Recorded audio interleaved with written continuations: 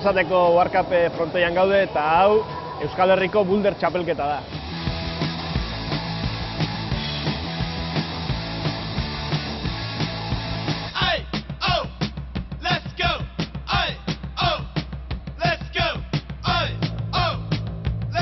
Hemen 5 bloke ditugu, 5 monolito, eta bloke hauetan parte hartzaile bakoitzak zailtasun bat gainditu behar izango du, eta zailtasun handiena, bloke gehien gainditzen dituena, izango da urtengo Euskal Herriko txapelduna.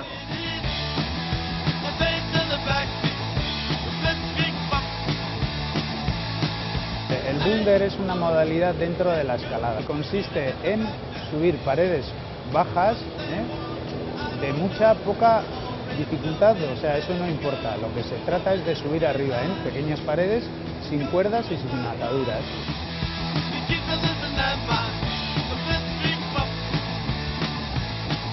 La parte más pura de la escalada, ¿no? No usas cuerdas, no usas ningún tipo de material, simplemente es fuerza, potencia. Da apur bat libreagoa, erortzen zara, bakazu beste saiakera bat, da askoz ere dinamikoagoa, zailtasun eskalada baino, eta horrek ematen dio beste xarma bat.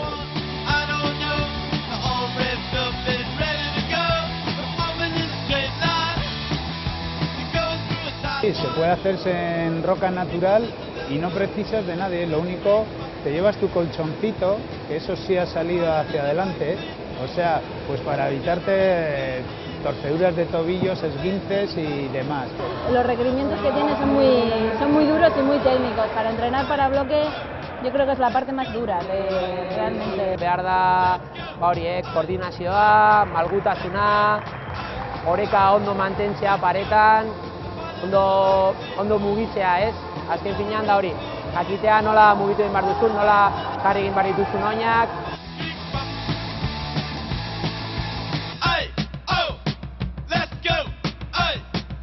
Como es tan cómodo y tan práctico y no te hace falta a nadie, pues es cuando ha cogido lo que he dicho antes, mucho auge.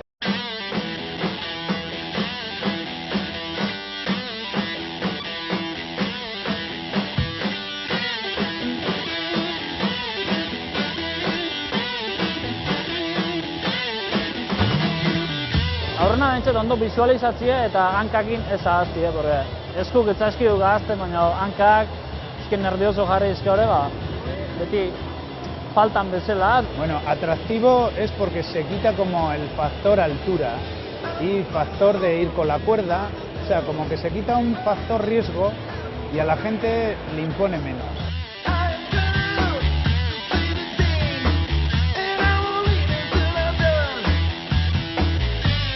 Eta behin, noski, magnesio poltsa, barruan daramagula hor magnesioa, eskuak lehortzeko, gero katu oinak, hau kirol eskalan ere erabiltzen da, berdinak gutxi gora bera, katu oin desberdinak erabiltzen dira boulderra egiteko.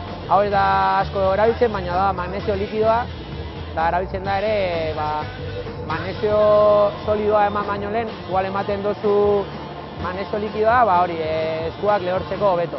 Gero ere esparadrapua erabiltzen du, igual mina hartzen baduzu atzamarretan, igual zauriren bat tapatzeko edo, ere erabiltzen dugu.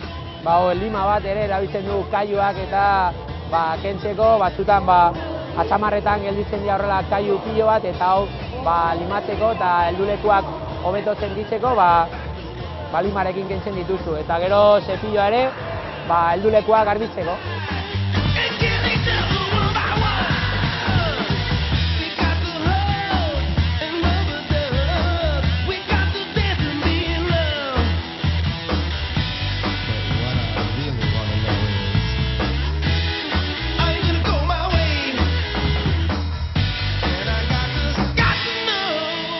Eta txapelketan bertan ere, erortzen baldin bazara bloke batean beste saiakera bat daukazu, ere orduan horrek ematen dio, azkenean sentsazioa daukazu gehiago eskalatu duzula. Hasieran ez tek ikusten, o ez aiz moitzen, esan laikena ez tekela ikusten nola hil laiken, eta gero bukaera batin egiten dekenin, eitek ondo.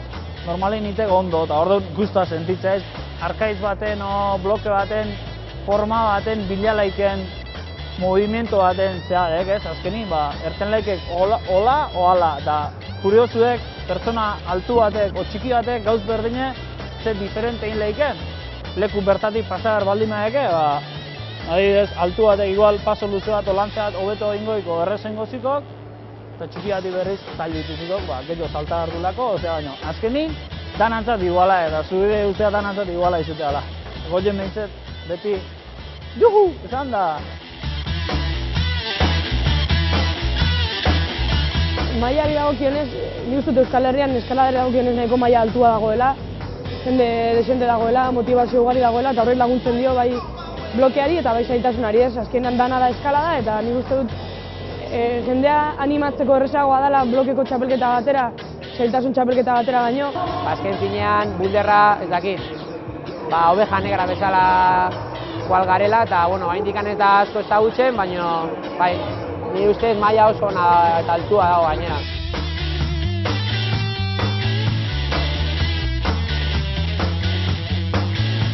Eta emakumezkoekin gertatzen apur bat berdin. Zer gertatzen da emakumeekin? Azkenean, bai gizartean, eta azkenean kirola da gizartearen isla da, emakumearen parte hartzea txikiagoa dela, ez?